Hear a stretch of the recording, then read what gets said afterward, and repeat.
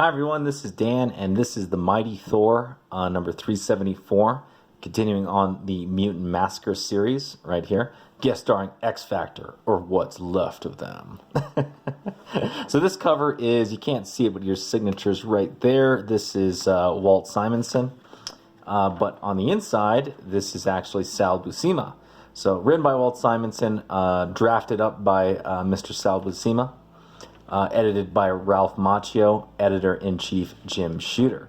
So this is Fires of the Night. So last we left the God of Thunder. He was down in the sewers trying to save Angel's life. He actually can't remember Angel at this point in time.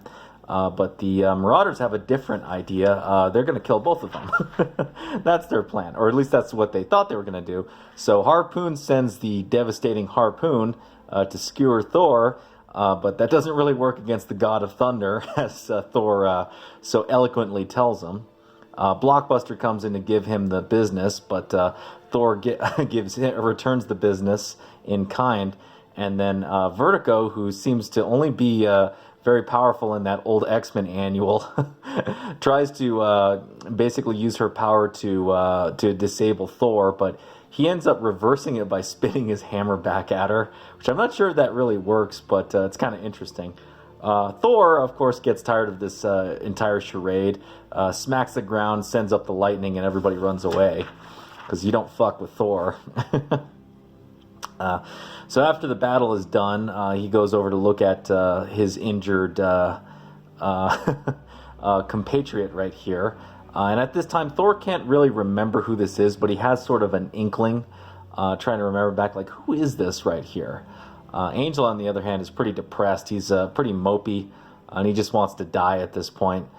Thor, you know, as a warrior of honor, somewhat wants to let him have his wish, but, you know, at the same time, he's like, well, you know what? This guy fought hard. You know, he needs to live on and overcome this challenge, so to speak. And we go through, and Thor goes to the rest of the sewers to go find an exit for him to take Angel to the hospital. On the other hand, we get one of two subplots that occur in this particular issue. Here we're joining Balder back here in the great desert in Asgard. So he's accompanied by Munin the Crow, and he runs over into this wasteland and runs into one of the three sisters. This is weird of the three sisters, and she essentially gives him some cryptic messages and hands him what he was actually looking for, which is sort of a potion of revival.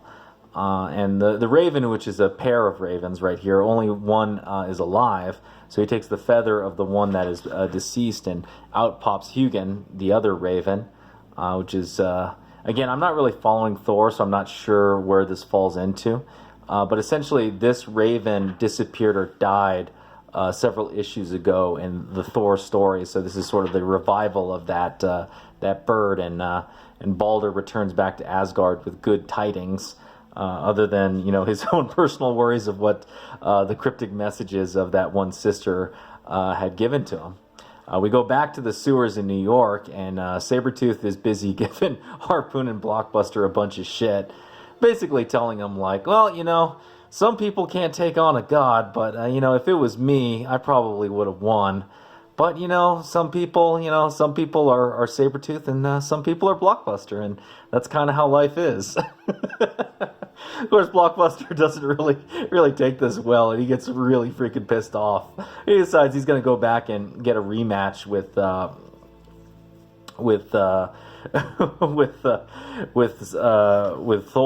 while and also promising to get back at Sabretooth at the same time. Thor runs into Artie, and Artie, of course, seeing Angel all beat up, is worried and hoping that he isn't dead, but Thor kind of reassures him, like, don't worry, kind soul, you know, we will save your comrade, until Blockbuster breaks through the roof, freaking like the Kool-Aid man. This is very interesting right here. He kicks Thor in the arm and manages to break Thor's arm. And you're probably thinking right now, like, the fuck, Thor's a god. Well, hang on, that'll be resolved by the end of this issue right here. So he's got the jump on Thor and is about ready to finish him off. And Angel jumps into action. It's like, this is the guy who saved me. You know, I'm dead anyway, but I'm going to do whatever it takes to save Thor. So he gets him in a headlock, but Angel's got basically nothing left in the tank. So Blockbuster's about ready to actually rip his wings off. Then Thor comes into action and basically screams at him, "You've got one last chance. You know, give up, or I'm gonna give you the business." Blockbuster kind of turns around and says, "Shut up! I got to kill this guy, but I'll kill you in a little bit." Or not, or you can die. This is a great freaking classic hammer to the face, which is the sort of mainstay of Thor comics. So Thor actually essentially kills Blockbuster in this panel right here. And after we get past the Saturday cartoons right here, we turn back and Artie is able to tell him, like, hey, X Factor's nearby. Thor, having seen those costumes, is like, man, they look familiar. What the heck is this? And so he heads off with Artie leading him. And then we get the second subplot in this issue, which is sort of the resolution of Mick and Kevin, these two children that Volstagg has saved. And they're kind of coming to terms with the loss of their mother.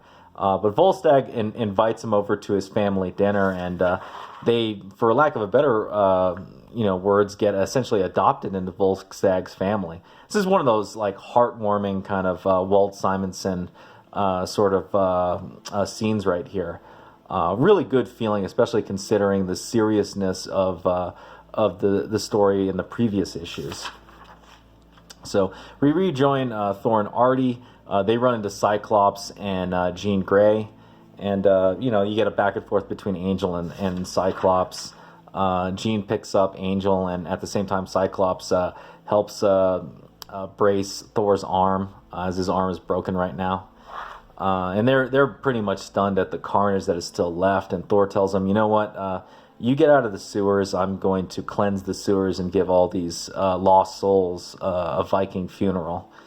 And they go back and forth. There's actually some reminiscing, because Thor finally remembers, Cyclops, Jean Grey, and Angel from way, way, way, way, way back when the Avengers and the X-Men hooked up to fight Lucifer. That was like, I'm fairly certain that was like a Stan Lee story. Or was it a Danny O'Neill? I forget. It was a long time ago. That's like classic X-Men. But... they also, Cyclops has a great scene right here. It's like, hey, when you go up, up top, you're going to hear a lot of stuff about X Factor that's not actually true. And Thor is like, you know what, don't worry about it. I've learned long ago, to not really believe everything the newspapers tell you, right? This is kind of classic storytelling. And just as Thor's kind of looking upon the carnage and about ready to release all the bodies and the souls, out comes Hela. And you get a revelation of how Thor's arm got broken. So if you remember back in the previous issue, in the first couple pages, Thor had this weird thing that suddenly stunned him while he was flying through space. Turns out it's a curse by Hela. And what's going on is Thor's body is becoming weaker and weaker. His bones are breaking. And what essentially occurs is that he can't heal. His godly vitality has been essentially ruined, but he still also can't die. So effectively he becomes a weak man that's always constantly being injured and hurt. And this is sort of Hela's revenge for a previous story that occurred where he kind of embarrassed her. And she screams out, ha ha ha ha ha, and Thor's like, shut up, bitch. And just freaking nukes the entire sewers right here. Here he's burning everything. This is actually really cool right here. Very in a sort of pretty quaint way. Walt Simonson uses a quote from an Edgar Allan Poe piece, the Red Mask of Death, to finish it off. And here is Thor left to ponder, what next now, in a burned out sewer with this curse that he now has to deal with from Hela. So, if you want to find out about that, you're going to have to continue on Thor now, aren't you? Anyhow, that'll be a quick one. This is actually a pretty fast-moving issue. Very enjoyable. I actually like that it was a little more focused than the previous issue.